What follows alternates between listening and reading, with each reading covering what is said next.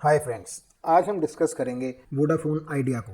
Vodafone idea पिछले कुछ महीनों से काफ़ी चर्चा में है क्योंकि टेलीकॉम सेक्टर में कंपटीशन के चलते वोडाफोन आइडिया की फाइनेंशियल हेल्थ बहुत ही ज़्यादा खराब हो चुकी है और कंपनी बैंकरप्सी के कगार पे है।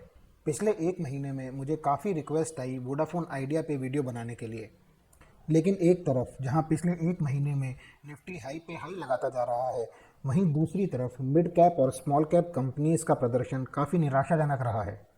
तो मार्केट के इस हाई मोमेंट पे हमको काफ़ी कॉशियस हो जाना चाहिए और बहुत ही सोच समझ के और सेलेक्टेड स्टॉक्स में निवेश करना चाहिए। और वोडाफोन आइडिया पर मिली इतनी रिक्वेस्ट को देखते हुए मैंने काफ़ी रिसर्च करी इसके फंडामेंटल, टेक्निकल्स और अन्य इंपॉर्टेंट क्रिटिकल पैरामीटर्स को जांचने के लिए, लेकिन हर तरफ मुझे निराशा ही मिली क्योंकि यह स्टॉक अब पूरी तरह न्यूज़ ड्रिवन हो चुका है। कंपनी के प्रमोटर्स भी अब इस कंपनी में और निवेश नहीं करना चाहते हैं, फिर या तो वो पेरेंट कंपनी वोडाफोन हो या फिर आदित्य बिरला ग्रुप। कुमार मंगलम बिरला ने तो अपनी होल्डिंग एक टोकन अमाउंट पे गवर्नमेंट को ट्रांसफ़र करने की पेशकश भी की है और इस कंपनी में निवेश के लिए उन्होंने अपने हाथ खड़े कर दिए हैं। इसके प्रमुख कारण है कि कंपनी के ऊपर काफ़ी सारे एजीआर ड्यूज बकाया हैं, स्पेक्ट्रम के ड्यूज भी बकाया हैं, जिसके कारण कंपनी काफ़ी लॉस में है और कंपनी को आगे चलाना अब मुमकिन नहीं है।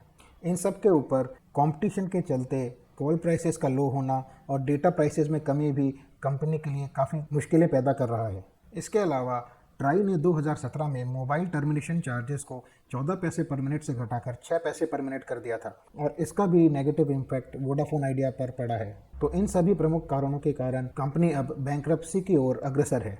इसको बचाने की एकमात्र उम्मीद अब गवर्नमेंट के हाथों में है, जिसका डिसीजन हमें आने वाले कुछ दिनों में देखने को मिल सकता है।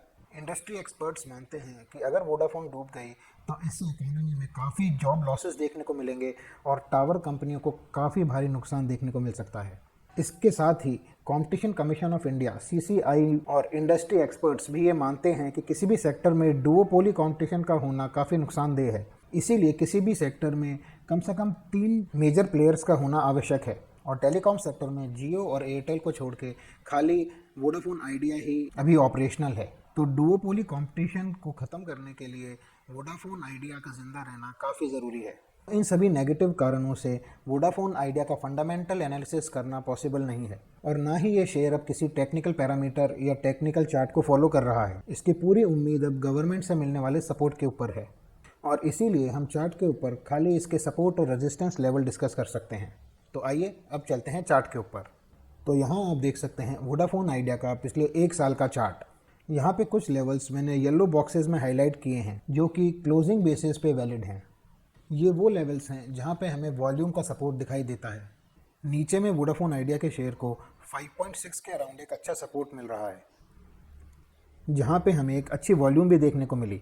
उसके बाद एक नया सपोर्ट करीब 8 रुपये के लेवल्स के पास में है, जिसको पिछले दिनों आइडिया ने वॉल्यूम के साथ तोड़ा और अभी करीब 8 रुपये 20 पैसे के पास में ट्रेड कर रहा है। तो ये 8 रुपये का लेवल करंट में आइडिया के लिए एक मजबूत सपोर्ट है। इसका नेक्स्ट रेजिस्टेंस लेवल है 9 रुपये, उसके बाद में 10 रुपये 80 पैसे और लॉन्ग टर्म के लिए 13 रुपये एक मजबूत स्ट्रॉन्ग के रूप में उभर कर सामने आया है। तो अगर आइडिया का शेयर 8 रुपये के लेवल्स को तोड़ देता है तो वापस 5.5 रुपये के करीब जा सकता है और अगर ये वॉल्यूम के साथ 9 रुपये के लेवल्स को तोड़ने में सफल रहता है तो इसका नेक्स्ट लेवल 10 रुपये 80 पैसे और उसके बाद 13 रुपये हो सकता है। और ये सभी लेवल्स इसी उम्मीद पे टिके हैं कि क्या गवर्नमेंट आने वाले दिनों में आइडिया को सपोर्ट करेगी या नहीं करेगी। अगर गवर्नमेंट सपोर्ट नहीं करती है तो ये 5.5 रुपये तक जा सकता है और अगर उसको भी इसने तोड़ दिया तो फिर इसकी वैल्यू कम्प्लीटली डिस्ट्रॉय हो सकती है और ये 50 पैसे 1 रुपये किसी भी लेवल तक नीचे जा सकता है। लेकिन अगर गवर्नमेंट ने इसको सपोर्ट कर दिया तो इसके नेक्स्ट लेवल्स 9 रुपये 10 रुपये 80 पैसे और 13 रुपये हैं और हो सकता है कि अगर कोई बड़ा इन्वेस्टर आ गया तो ये इन लेवल्स के भी ऊपर चला जाए। इसीलिए टेक्निकल पैटर्न्स या फंडामेंटल एनालिसिस अब आइडिया के लिए वर्थ नहीं रहा है।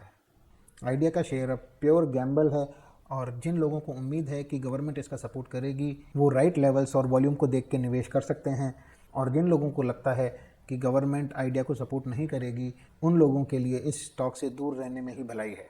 तो आज के लिए बस इतना ही। अगर आप किसी स्टॉक के एनालिसिस चाहते हैं तो कमेंट करके स्टॉक का नाम बताएं। वीडियो पसंद आया हो तो लाइक करें और चैनल को सब्सक्राइब करें। वीडियो देखने के लिए धन्यवाद।